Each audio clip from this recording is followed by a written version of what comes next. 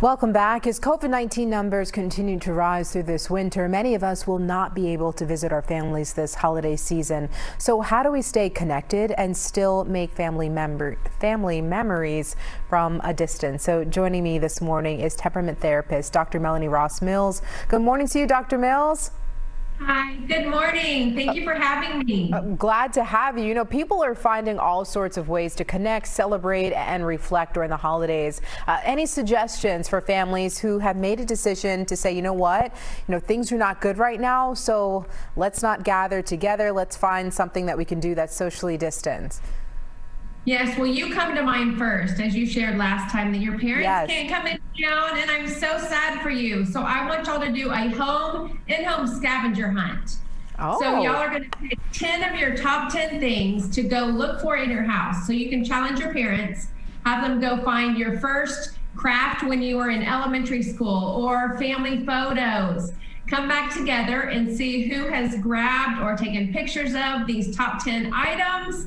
The person that wins gets to share a favorite family memory, or maybe throw somebody under the bus with much love and respect to share a funny story. And so just build these memories within the home, within the Zoom, and connect in this way. Yeah, I love the idea of like a family scavenger hunt. My mom, she's from Jamaica, so we decided for her and my grandma to teach me how to make saltfish and ackee, like one of the family recipes that we do for the holidays. So that's also a great idea. But Dr. Mills, let's be real, this is also a sad time. Many people have lost loved ones.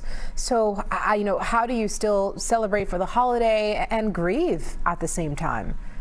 Yes, and I think that's such an important aspect to keep in mind when we're wanting to be joyous and hopeful, but at the same time, we have people that have lost their jobs.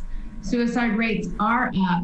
The homeless rates are up. And so we can actually switch our mindset to think about how can I help the people that are in need and get outside of myself and share part of this joy or hope and love that I do have with those that are really struggling, and being sensitive to that now more than ever, because just even emotional vulnerability that people are going through, trying to process, experience situations they have never been through before. So there's a lot of suffering, there's a lot of loss, and there's a lot of grief.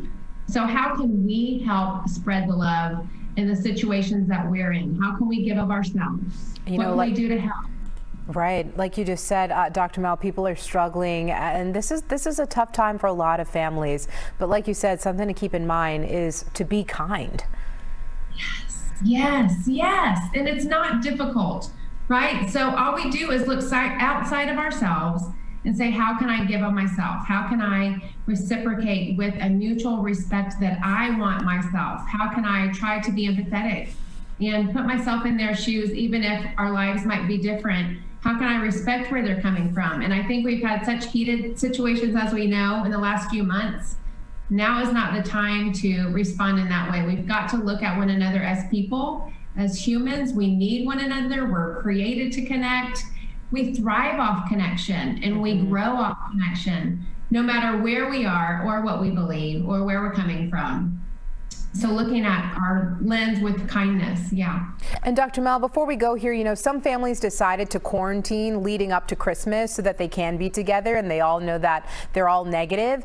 But I've heard some stories where, some family members are not really keeping to that. So what is your advice in terms of that? Because, that's really crucial in terms of coming together and really being safe for everyone. Right. So we know we all come from different perspectives regarding all of this. Quarantining and everything, masks, all of that. But if you do have, like my dad's coming in for Christmas, and so I'm going to get tested before I go see him because I don't want to put him at risk. And it's not difficult. I'll just go, and I might do it twice. I don't know. But do what you can to safeguard the people that are at risk. It's not difficult. It takes a little bit of time, and it's so worth it. It's so worth it. So I will be doing that myself, and so CDC is recommending if you want to quarantine for these 2 weeks, you can. Yeah. Then you know for sure you're not at risk or putting anyone at risk, and you're out of the woods. Right. It's so imperative to stay connected, but to also be safe. Dr. Mel, before we go, can you give your contact information for people that are watching this morning? Thank you. Yes, my website is melanierossmills.com. As you know, I love Instagram at Dr. Melanie R. Mills. And I do love connecting, so please reach out. All right, Dr. Mills, always a pleasure to have you. Thank you so much for joining us. Thank you for having me, and have a good Christmas. You too. holiday. You too. Happy holiday and enjoy the time with your father. Thank you. Okay. And we'll be right back after this break. Stick with us.